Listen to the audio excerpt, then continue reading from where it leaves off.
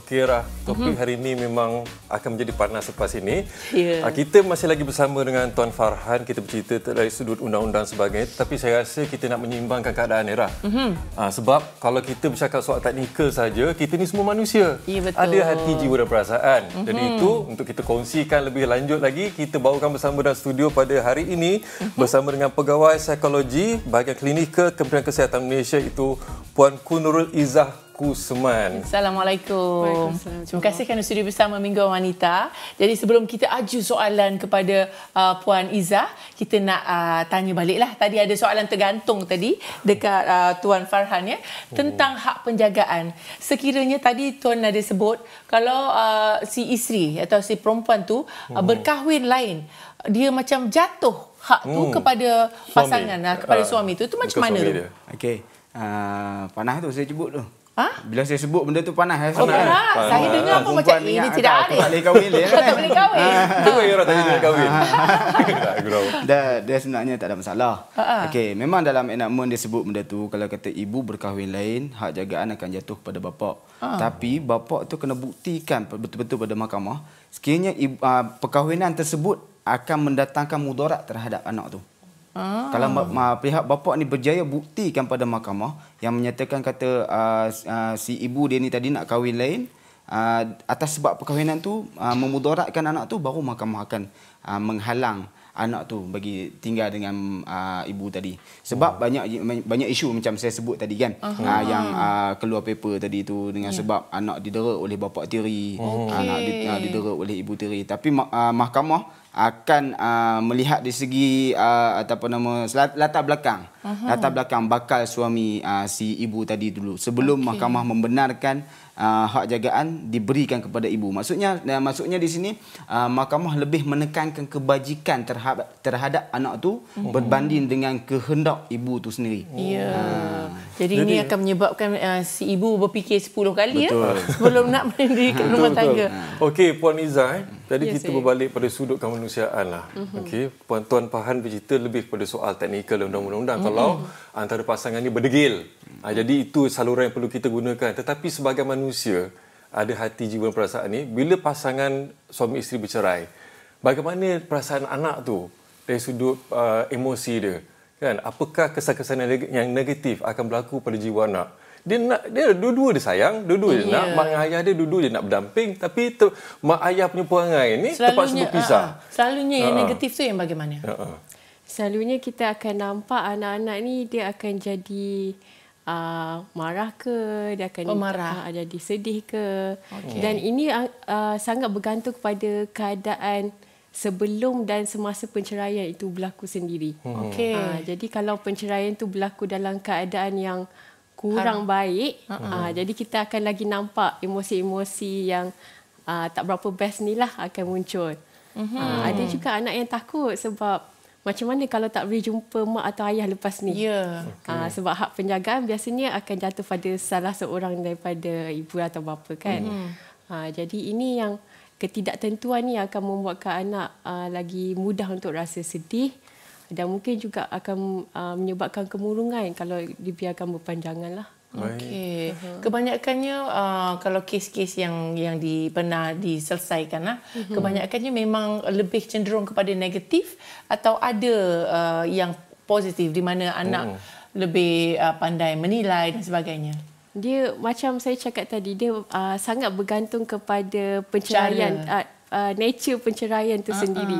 Jadi biasanya yang datang pada klinik yang penceraian yang kurang baik. Jadi anak tu kalau anak yang agak kecil dalam umur sekolah rendah macam tu, dia biasa datang dengan emosi-emosi negatif ataupun dia datang dengan perlakuan yang orang selalu label nakal. Memberontak ke, tak dengar cakap, gaduh dengan kawan. Tapi yang saya nampak mungkin pada peringkat usia 7 tahun ke bawah tu dia belum dapat merasakan apa-apa lagi. Tapi bila sampai satu peringkat yang dia boleh berfikir dengan sendiri, sebab minta maaf Puan dengan Tuan, kita ni masing-masing melalui pengalaman yang sama. Kan? Jadi sebelum mungkin kita nak menjadikan pengalaman yang kita lalui ini menjadi iktibar kepada masyarakat dekat luar sana supaya dapat mencari jalan terbaik, penyelesaian terbaik. Sebab kesian demi anak-anak ni semua. Jadi tuan, contohnya kadang-kadang ada yang mak bapak ni dia tak kisah dah. Janji diorang dapat menangkan ego masing-masing dan mengambil keputusan untuk bercerai. Ada pros and cons di situlah. Dari sudut nafkah, bagaimana pula? Okey. Nafkah ni kita tahulah benda tu wajib bagi bapa. Bapa kan? Ya, macam saya kata tadi, kalau kata anak tu tak sah taraf, anak tu akan jatuh kepada ibu. Okay. Nafkah pun automatically 100% kepada ibu. Bapa tak boleh kacau langsung.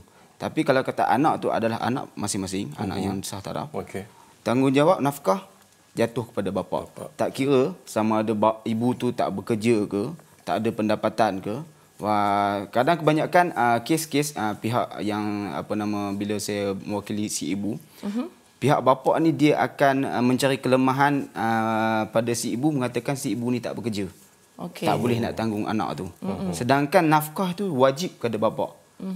Maksudnya tak kisahlah ibu tu tak bekerja ke apa ke, selagi mana tak menghilangkan kelayakan hak jagaan kepada ibu tu, mahkamah akan bagi kepada ibu dan nafkah wajib kepada bapa. Dan kalau kata selagi mana bapa tu tak bagi, si ibu tadi boleh tuntut nafkah anak di mahkamah. Kalau dari segi nafkah, itu kalau si ibu tak bekerja. Kalau si ibu bekerja, bagaimana? Adakah membagi dua? Itu atas persetujuan masing-masing lah. Maksudnya atas timbang rasa masing-masing lah. Tapi dari segi undang-undang, bapa juga? Bapa juga. Memang dalam Al-Quran pun sebut, memang dalam surah Al-Baqarah, memang Allah dah sebut, nafkah tu memang jatuh kepada bapa. Sekalipun, Allah kata, sekalipun kau tak mampu nak bagi, kau mampu bagi sekadar yang ikut kemampuan pada diri kau sendiri. Itu agak menarik ya. Sebab kita tidak ada orang kata jangka berapa kemampuan-kemampuan. Jadi ianya tertakluk kepada pekerjaan si bapa. Jikalau bapa tu sendiri tidak bekerja, tu bagaimana pula? Kalau kata tak bekerja, dia akan jatuh kepada waris bapa. Waris bapa yang berhak daripada atas, sama ada bapa kepada bapa ataupun adik-beradik bapa yang lelaki. Maksudnya kita boleh buat tuntutan nafkah anak di mahkamah, melibatkan pihak-pihak waris bapa itu untuk memberi nafkah kepada anak tu. Tapi mahkamah akan menilai dari segi kemampuan lah selalu. Macam dari sudut psikologi Puan Izzah, macam mana berhadapan dengan situasi sebegini sebelum kita pergi, mungkin pada level Puan Izzah sekarang ni, sebelum pergi kepada pihak mahkamah. Okey. Puan Izzah kena melalui satu peringkat saringan di mana kalau boleh sebelum mungkin nak mencari satu jalan penyelesaian terbaik supaya benda ni selesai baik-baiklah. Mak dan ayah pun janganlah sampai melibatkan anak. Kalau yang bawah 7 tahun ni yang tak mampu nak berfikir ni macam mana? So kalau yang tak mampu berfikir ni, kita masih lagi akan terangkan tapi dengan bahasa yang ikut standard dia lah. Macam kalau anak yang dah pergi tadika, biasanya dia dah mula ada bahasa sikit. So kita memang akan explain juga.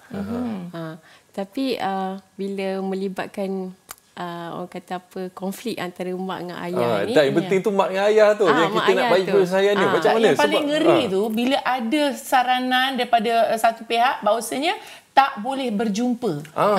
Itu saya kurang setujulah. Sebabnya kenapa? Bila kita putuskan hubungan antara anak dengan salah seorang ibu atau ayah tu, itu sebenarnya memberikan kesan negatif pada anak tu sendiri. Sebab dia macam anak tu selama ni berpegangan tali, dua tali, tiba-tiba kita putuskan tali dia. Jadi dia macam hilang arah. Walaupun masih lagi berpaut pada satu tali, dia takkan pernah sama. Hubungan antara ayah lain, hubungan dengan mak sentuhan lain. Ibu lain, sentuhan bapa lain. Dan dua-dua adalah perlu sebenarnya. Betul. Dia takkan boleh, mak boleh ganti ayah, ayah boleh ganti mak. Tak ada macam tu. Jadi tanggungjawab ibu bapa tu harus sedar bahawasanya anak berhak untuk mendapat kasih sayang keduanya. Betul. Jangan kerana ego, maka kita letakkan syarat hinggakan anak tertekan. Betul. Maka lahirlah negatif-negatif emosi ni tadi. Kalau itulah saya rasa macam pada peringkat macam Puan Izzah sendiri kan, sebab saya sendiri pernah buat, saya kongsi bersama dengan tuan-tuan, saya buat satu seminar bersama dengan pihak JAKIS, Jabatan Kehakiman Syariah Negeri Selangor. Dikhabarkan sepanjang tahun 2018 era, kadar perceraian yang berlaku dalam negeri Selangor saja adalah seramai 12,000 pasangan. Jadi dalam tempoh berapa? Dalam tempoh setahun. 2018 saja. Jadi cuba bayangkan dalam satu isi keluarga tu, kalau ada 12,000 pasangan, satu keluarga ada satu seorang anak. Dah 12,000 anak-anak ni yang berhadapan dengan dilema emosi dan sebagainya. Jadi bagaimana kita nak mencari satu, orang kata, penyelesaian lah supaya tak terjadi perceraian ni. Boleh Puan Izzah berikan saya kira secara detailnya? Kalau macam mana bergaduh pun kita dengan bekas pasangan tu, anak perlu diberi hak untuk berjumpa, perlu diberi hak untuk itu hak anak mendapat kasih sayang dan didikan tu. Walaupun ibu atau ayah tu tidak berada bersama sebumbung. Betul. Apakah perkara-perkara yang boleh dituntut untuk nafkah ni? Okey, baik. Terima kasih. Berkenaan nafkah ni selalunya mahkamah akan tengok dari segi kebajikan dan keperluan anak tu. Okey, kalau siapa-siapa pula hak jagaan jatuh kepada ibu, kebanyakannya ibu-ibu ni menuntut menuntut nafkah kepada bapa ni mengikut ketidakmampuan bapa. Kadang-kadang ada minta 1,000 sebulan, ada minta 2,000 sebulan, kan. Sebab tu selalunya dari segi nafkah ni sebaiknya pihak ibu ni tuntut ikut keperluan, bukan kehendak. Kalau ikut kehendak memang banyaklah. Kehendak merangkumi emosi. Betul. Tetapi semestinya dia akan huraikan apakah perkara-perkara ni. Selalunya untuk nafkah ni mahkamah akan tengok dari segi perbelanjaan harian. Makan minum dia setiap hari. Sehari macam contoh kata RM10. Sebulan RM300. Okey. Perbelanjaan sekolah. Perbelanjaan sekolah banyak mana? Untuk yuran sekolah ke apa semua, untuk dan yang lain tu kebanyakan untuk perbelanjaan harian, perbelanjaan sekolah, keperluan hari raya, 2 kali hari raya, hari raya Aidilfitri dan hari raya Aidiladha. Kemudian daftar untuk sekolah tiap-tiap tahun. Jadi itulah macam saya kata tadi, dia ikut kepada kebajikan dan keperluan anak tu sendiri. Dan ibu ni tak boleh tuntut ikut kepada kehendak dia. Kebanyakan ibu-ibu yang mendapat hak jagaan ni, dia orang macam kata nak balas dendam kat bapa dan nak ambil kesempatan, depa tuntut lebih daripada kehendak keperluan anak tu sendiri. Sebab sedangkan macam saya kata selalunya macam normal budak sehari makan RM10 cukup. Kan, pagi RM3, petang RM3, malam RM3 ataupun RM4 macam tu. Itu. Tapi dari segi kenderaan, rumah, itu boleh dituntut? Boleh. Itu boleh tempat juga. tinggal. Tempat tinggal dan juga utility lain. Macam contoh macam ibu tu tinggal bersama dengan bapa dia, dia boleh buktikan kepada mahkamah perbelanjaan bulanan di rumah tu banyak mana. Ada bil air ke, bil api ke, untuk yuran bas sekolah ke apa ke untuk ni. Boleh buktikan melalui risit-risit yang ada untuk kemukakan pada mahkamah, dan mahkamah akan menilai juga dari segi kemampuan bapa tadi juga. Tak semestinya akan dapat. Sebab Tuan, saya mencelah sikit sekiranya mak ni tadi dia pun dah kahwin lain dan dia ada suami baru. Macam mana dengan nafkah untuk pada isi rumah tu? Adakah masih macam yang sama seperti tuan katakan, ataupun benda itu akan berubah? Nafkah bagi isi rumah memang terletak pada bapa baru ni lah. Tapi nafkah untuk anak tak wajib terhadap bapa baru. Tak semestinya bapa baru ni perlu tanggung anak tiri dia. Maksudnya nafkah ni jatuh kepada bapa dia yang asal lah. Bermakna amountnya akan tetap sama kerana tuntutan itu adalah untuk anak. Betul, khusus untuk anak saja. Untuk anak saja. Baik. Okey, pada Puan Izzah pula bila dah berlaku dah, dia nak sangat bercerai lah. Tapi bagaimana dengan nasib anak-anak ni kan? Bagaimana kita nak menjaga supaya mereka ni, soalan ni maksudnya berpusing kat situ juga, tetapi kita nak mencari satu jalan tengah supaya menjadi satu penyelesaian kepada masyarakat kat luar sana. Anak-anak ni ramai. Saya cerita sikit tuan saya sendiri hampir, saya kira balik lah, yang DM saya hampir 2,000 anak-anak yang bercerai datang kepada saya, bertanya kepada saya bagaimana dia nak mak bapak dia orang ni berbaik semula walaupun tanpa berkahwin. Mungkin dia melihat situasi semasa. Jadi macam mana Puan solution terbaik sebagai seorang psikologis untuk kita memberi satu jaminan kepada anak-anak ni? Dia adalah agak normal untuk anak inginkan mak ayah tu berbaik semula, sama ada melalui perkahwinan ataupun luar daripada perkahwinan. Tapi saya kira apa yang kita boleh buat untuk support untuk bagi sokongan pada anak-anak ini adalah dengan memberikan penerangan dan kesedaran dengan harapan dia akan mengubah stigma masyarakat itu sendiri. So kadang-kadang anak-anak ni tertekan dengan stigma masyarakat tu. Yang kalau anak orang hasil penceraian ni dia akan sama je macam mak ayah dia. Kalau kahwin pun bercerai juga. Ataupun macam anak-anak ni mesti tak dididik dengan betul sebab seorang je yang jaga dia. So ketakutan-ketakutan ni ataupun kerisauan ni kadang-kadang berlegar dalam fikiran anak-anak. Itu yang kadang-kadang dia nak mak ayah dia bersama semula. Tapi kemahuan untuk melihat mak ayah bersatu semula tu ataupun berbaik semula di luar perkahwinan, benda tu bukanlah benda yang salah. Jadi itu yang kita nak kena fahamkan mak ayah tu sendiri juga. Sebab anak ni dia limited apa yang dia boleh buat. Betul. Dia boleh pujuk, dia boleh cakap, tapi sampai takat tu je lah. Kalau mak ayah tak ada kesedaran yang anak tu lebih penting daripada ego masing-masing tu, itu yang masalah lah. Saya tertarik tadi dengan penceritaan ni. Mungkin Noman ada pengalaman, boleh cerita sikit pengalaman Noman sendiri, sebab pada awalnya dulu agak janganlah pandang macam tu.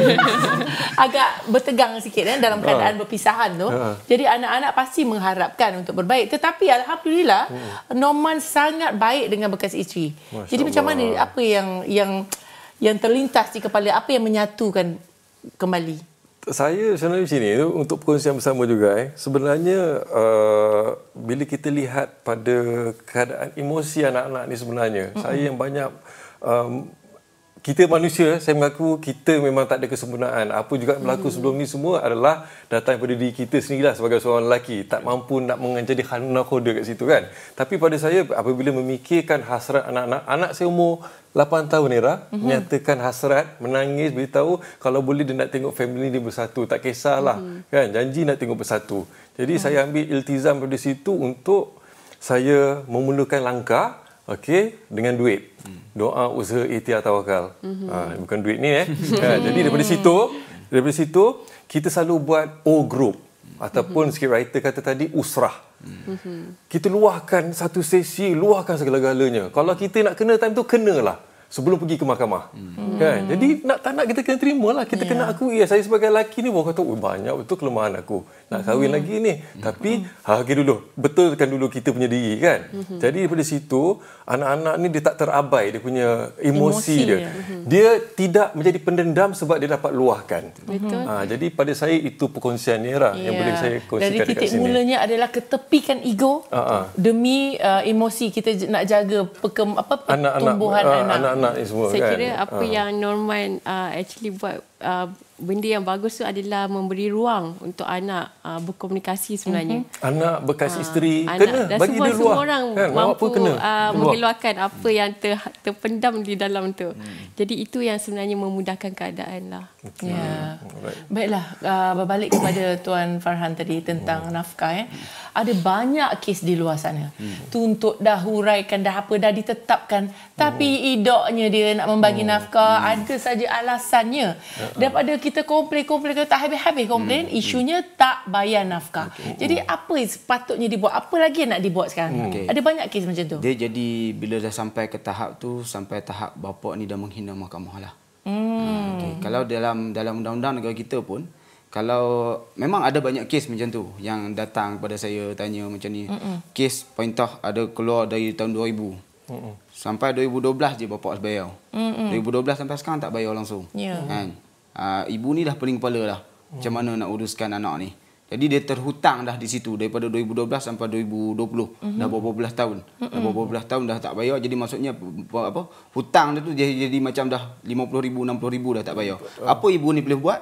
Filekan saman penghutang penghakiman di mahkamah.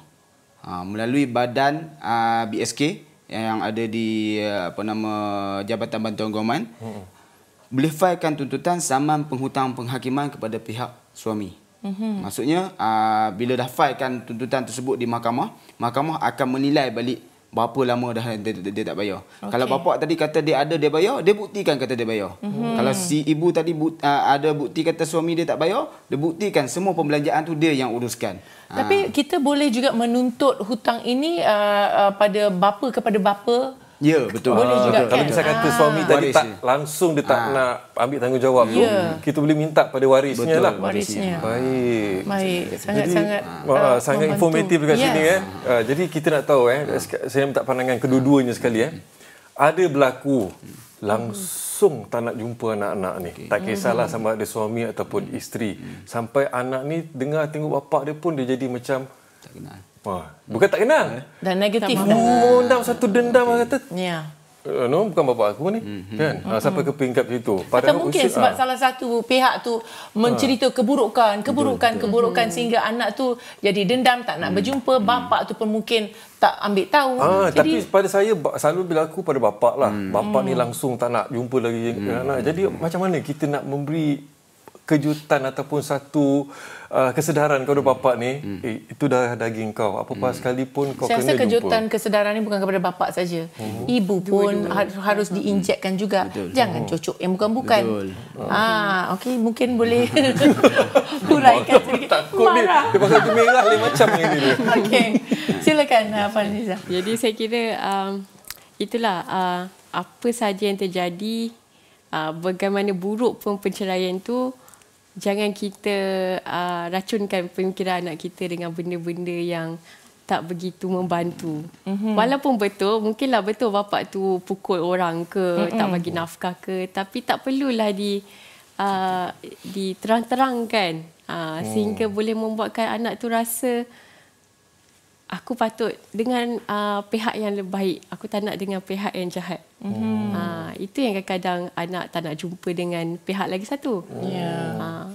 Dan juga kalau untuk ibu atau ayah yang terus menghilangkan diri, tak tengok anak. Saya rasa satu benda yang kita perlu ingat, anak tu adalah anak kita. Tak kiralah kita telah berpisah dengan pasangan ke, anak tu adalah anak kita dan itu adalah amanah kita, tanggungjawab kita. Kalau ada kesedaran amanah itu, insya-Allah benda tu akan jatuh mengikut apa yang sepatutnya. Baiklah, short and sweet je dari Tuan Farhan tentang tanggungjawab ibu bapa ni setelah perceraian. Okey. Bagi saya lah pengalaman pada kes-kes yang pernah dibawa sebelum ni, pesan saya pada ibu bapa, ingat amanah yang Allah dah bagi pada kita. Anak tu amanah Allah pada kita. Okay, selalunya cara yang terbaik, selalunya kalau kata pihak-pihak ni filekan tuntutan perceraian di mahkamah dan juga hak jagaan pada mahkamah, akan adakan satu majlis suluh terlebih dahulu. Okay, dalam majlis suluh tu nak cari orang kata apa nama jalan penyelesaian. Maksudnya siapa nak jaga dan hak lawatan nak macam mana. Dalam seksyen 131 Enakmen Tata Cara Mahkamah Syariah pun ada sebut tentang persetujuan bersama tersebut. Jadi gunakan seksyen tersebut bagi orang kata apa nama mengingatkan tentang kebajikan terhadap anak tu. Sekurang-kurangnya dengan persetujuan tu kita boleh tunjuk satu contoh yang baik terhadap anak tu sendiri. Yang menyatakan perceraian ni bukan menyebabkan anak-anak tu menjadi mangsa, terpisah sekali. Maksudnya sama. Baik, itulah dia sikit sebanyak yang dapat kita kongsikan. Macam mana suka ke hidup video ni? Jadi kalau suka, jangan lupa like, komen dan share. Okey, dan kalau tak nak ketinggalan, akan ada lagi video-video menarik, jangan lupa subscribe YouTube Mingguan Wanita. Macam-macam ada, macam-macam topik akan kita kupas. Okey.